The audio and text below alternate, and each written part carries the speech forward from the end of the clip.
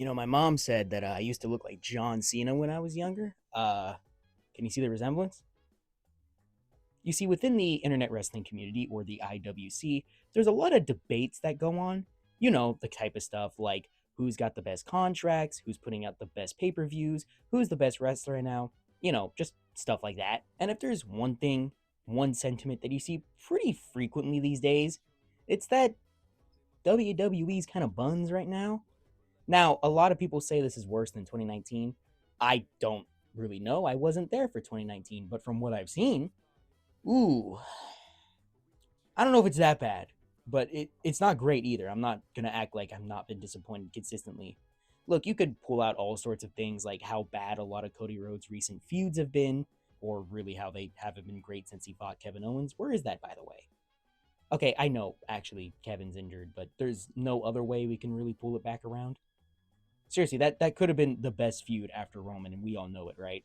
I could also talk about how they're barely pushing LA Knight and kind of just shoving him into the corner, which is a shame because he's kind of just beloved by pretty much everyone watching, I would say. And of course, there's also the ads, literally everywhere. You go 5 seconds and an ad. I spent more of my time using the bathroom during these Raw shows than I was actually watching wrestling because I don't want to watch ads. Do you understand that, WWE? Like, you could pull back in it a little bit. You're not that in desperate need of debt. That didn't come out right, but you know what I meant. Now, if there's a recent storyline that really got my brain a little bit fuming in anger, it was definitely the feud between Cody Rhodes and Randy Orton. On paper, this should have been box office gold. I mean, Randy is pretty much Cody's older brother. It's been hinted at for quite a while now. And of course, they just had to bring in Pat McAfee. Yes, because that was the guy we wanted to see working with Randy Orton, a commentator that I have pretty much forgotten about because he's been gone for about a year. Yeah, that sounds like a great decision to you, does it? Though, during one of the promos he was giving, in fact, I think it's the first one he gives, there was a little something he said that really got these gears in my mind turning. And he talked about the forgotten WWE fan, the Attitude Era fan, the one who woke up thinking to themselves, what? What? What? What? What? The ones who walked around and said, if you smell! The fans that put this company on their back to launch it into the multi-billion world universe that it is now.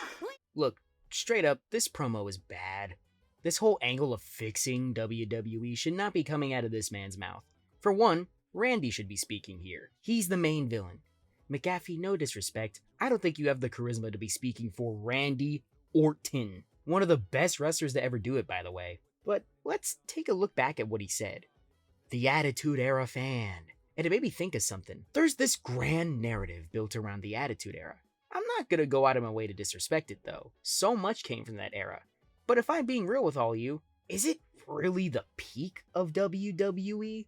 Besides, everything we're seeing now, all the styles, characters, looks, not many of them are actually pulling from that particular time. Not really, anyway. No, instead, people are pulling influences from John Cena, Kurt Angle, Eddie Guerrero, Rey Mysterio, Umaga. Those aren't Attitude Era stars. Those are from Ruthless Aggression. And when you look back at it, that's probably the peak of WWE. Usually when you're trying to harm me, you like throw like a beer bottle or something. That's just an empty soda can. Do you want a glass bottle? I can provide you one. Now, I know a lot of people will probably argue against that, and to each their own. You could just say I'm nostalgic for that time period, and you're absolutely right.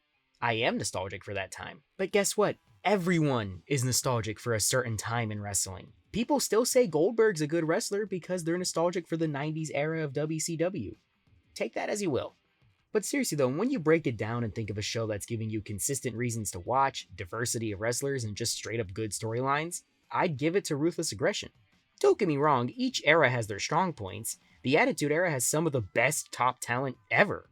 You're not going to catch me saying Stone Cold Steve Austin or The Rock are not some of the best ever in the ring or the mic. However, when I went back to watch some of the Attitude Era, it does sort of become boring without any of that top talent on screen. DX was doing great stuff, Mankind should have been taken to the top alongside Austin and Rock, but yeah, a lot of the mid-card and lower-card talent are just not memorable at all. I mean, look, I really doubt that anyone was clamoring for Meat to come back. Does anyone really want that? I do! Security? I love meat. Thank you. The Ruthless Aggression era, though? Man, I'd say there were many stars on every single level. You had your top boys like John Cena, Batista, Randy Orton, and Edge, but you'd also get some great mid-carders like William Regal, Rhino, and Christian. You'd even get some of your crazier, more out-there acts like the Boogeyman, who genuinely scared me as a kid. This was also the era where WWE would actually allow for more styles of wrestling to be shown. Respectfully, a lot of WWE before this was just big dude fighting another big dude. Nothing inherently wrong with that, but I think variety is the spice of life. In this era, we get BOOM! Rey Mysterio, Hardy Boys, Chris Jericho, Eddie Guerrero, Kurt Angle.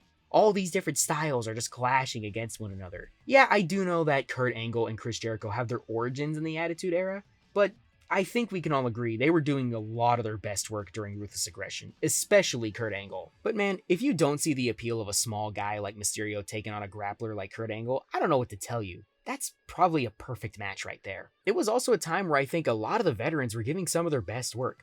Controversial opinion here, I think the best Shawn Michaels is actually from the 2000s and onwards. Plus, this is where we get the Phenom Undertaker, the most iconic iteration with the long coat, massive black hat, and occasionally riding a motorcycle.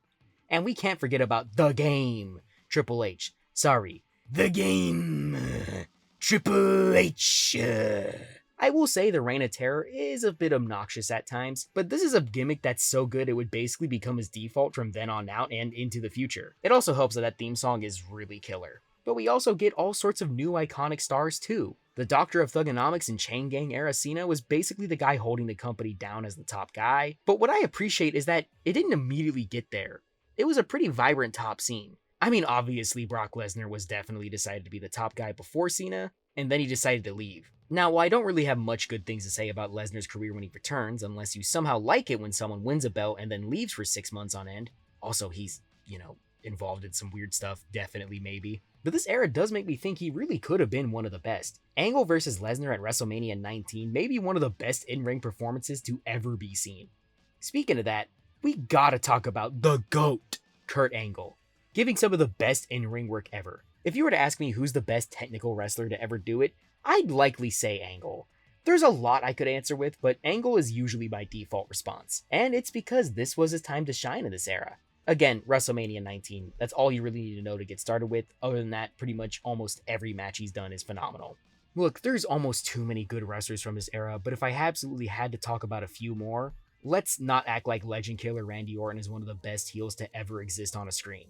This young asswipe just pulls up out of nowhere and starts kicking the crap out of the other dudes I like? Hell no, you're not gonna spit on Mick Foley and get away with it. Side note here real quick, can we talk about Randy Orton versus The Undertaker? Like, we all agree this is a top 5 Undertaker feud, right? I know he's had a lot of good ones, him versus Kane is easily one of the best, but this was the feud, to me, that truly solidified The Undertaker as something to be afraid of. The way Taker would just mess with Randy, just because he really could. At no moment did I ever think Randy had the upper hand on The Undertaker, and that's what makes it perfect. Speaking of storylines actually, WWE was firing on all cylinders for the stories in this era. The one I usually think about is Cena's crawl to win the US title off JBL. They made JBL the ultimate evil businessman type heel, thus when Cena, this sort of scrappy rapper type guy, finally gets his way up there after screwing over the system, it works. To be honest, it's one of the few man against the system stories from WWE that's actually worked outside of Austin and CM Punk. Also, real quick, I like the spinner belt. Both of them. They're tacky as hell, sure, and they definitely probably wouldn't look good today, but it was the 2000s. Everything was pretty tacky. People used to wear 2 shirts. That was just the thing people did. Why? I don't know, looks kind of stupid, but that's how it was. And to be honest, it does make for a really cool toy. I also already made a video about it, but Edge vs. Cena was one of the best, maybe even the best feud in all of WWE. The character psychology going through each match, this idea that Edge is this desperate, manipulative man that needs to prove he can win a title is very captivating. It's a sort of clever flip on the whole hero chasing the belt sort of story, but now with Edge being the one trying to make it his belt. I also can't forget to mention everything about Eddie Guerrero in this era. A talent we lost too soon, but he was just gold on TV. As a heel or a face, he could make everyone move. There's also Shawn Michaels versus Ric Flair, and man, this story was heartbreaking to me as a kid. I didn't even know who Ric Flair was until I saw him fight Shawn, but man, that might be the best retirement match ever. I still think about when Shawn looks at Flair and says, "I'm sorry, I love you." Oh man, I'm actually getting a little teary-eyed actually. This was pretty much the best time for tag teams in the WWE, period. I have my love for the Wyatts, the Shield, and the New Day, but man, the tag matches of this era are some of the most definitive in all of WWE. I mean, we obviously got to talk about Evolution, which is a faction they're still trying to recapture the magic of. Hey, wait a minute. It was you all along, Evolution. I knew I recognized that tone of voice. But you also had the Hardy Boys, and man, I haven't met a single person who doesn't love the Hardy Boys. I mean, they did co-create the Tables, Ladders, and Chair match alongside Edge and Christian. But let's not forget about Crime Time. Come on, these dudes were always a treat to watch. I'll be honest, I still go back and watch some of their backstage segments. The idea of these two rough dudes from the streets becoming wrestlers is just a fun idea. We also had the Dudley Boys too, who are definitely as important as the Hardys. Of course, we also have the previously mentioned Edge and Christian, and even a small revival of DX. Though, not as good as the original, but hey, still a cool little throwback. There's a ton of other teams I can mention, but safe to say, it was a super active and respected part of WWE TV. Not like today. They don't really care about tag matches all that much today, unless you're the Usos. Another thing great about this era is that the draft actually felt like it meant something. Nowadays, a separation between brands feels like it's barely there. Cody usually appears on Raw often enough that it really feels like the line between shows is super thin. If you were a SmackDown wrestler or a Raw wrestler back then you were stuck there until the next draft. Of course, there were so many good wrestlers on each brand that it never really mattered all that much. And I'ma keep it a buck, this was the peak of wrestling games too. You could keep your No Mercy or your NWO Revenge. This was the birth of the SmackDown vs. Raw series, and I don't think there's been a wrestling game series as consistently good as this. They were actually a big reason as to why I even got into wrestling. Hell, there were a lot of wrestlers I started liking because I played them a lot in SVR. 2007 is my favorite, by the way. No, I haven't played SVR 2010, I'm sorry about that. We also did get Here Comes the Pain, which I did quite like a bit, but I don't remember liking it as much as the SmackDown vs. Raw games. These games gave you so much to do, all sorts of stages, and even the Road to WrestleMania mode. Here, if I wanted to, I could make Edge a face, or I could make Cena go full heel. Hell, I could even make my own wrestler and get to WrestleMania. They also had GM mode, which I didn't appreciate much as a kid, but now this is actually pretty cool, though every era has its bad moments. I'm not gonna act like there aren't any flaws with this time period. I just want to get this out of the gate. This era's very early 2000s. By that I mean, there's just a lot of points where they do the edgiest shit and just don't care. Now, I'm not above some edginess in the stuff I watch, but it's also gotta be handled with some finesse. And I don't think Vince walking around and calling John Cena the N-word is a really smart idea. The absurdity of the moment in hindsight does make it a little funny, but who got in Vince's ear that this was a good idea? I know it's meant to be a joke, but come on, even at the time this was a bad idea. There was also the infamous feud between Triple H and Booker T. There's nothing to defend here, really. Story-wise, you can't just have Triple H pull the "You people, I'm racist" card on Booker T and have him lose. Writing 101, you set up a villain with a horrible ideology and then you prove it wrong. It's not just bad from a racist standpoint, but it's also just bad on a creative one. This was an easy story, an easy alley-oop, and you completely cracked the bed on this one. I'm not going to go into detail on this one either, but the Katie Vick storyline with Kane, yeah, no one really wanted that. You're not cooking, you're burning the entire dish. You need to leave the kitchen immediately. The women wrestlers were also not treated too great either, in my opinion. This was still when a lot of women wrestlers were basically just eye candy and not much else. It is better than how the Attitude Era would basically make their women do strip shows, but that's basically comparing yourself to the bare minimum. Yeah, women would still wrestle, but it was definitely treated with a bit of, I don't know, pandering to it, I guess. It wasn't really great. Honestly, I kind of feel bad for Lita. Yes, I know she cheated on Matt Hardy, her husband at the time, but then that whole thing turned into a storyline feud within story, and the whole world basically was treating her poorly. Cheating is wrong, I know, but damn guys, I don't think Edge got it as bad as she did. You could blame that around some weird decisions by Vince McMahon or just how the times were. Does that make it right? No, but it does add some reasoning as to why any of this stuff happened. All the jokes, decisions, matches aside, I think you can really see why this was a vibrant time for WWE. So many great wrestlers and ideas and legacies started here. And if we're being real, this is the era that's really influencing everything we have now.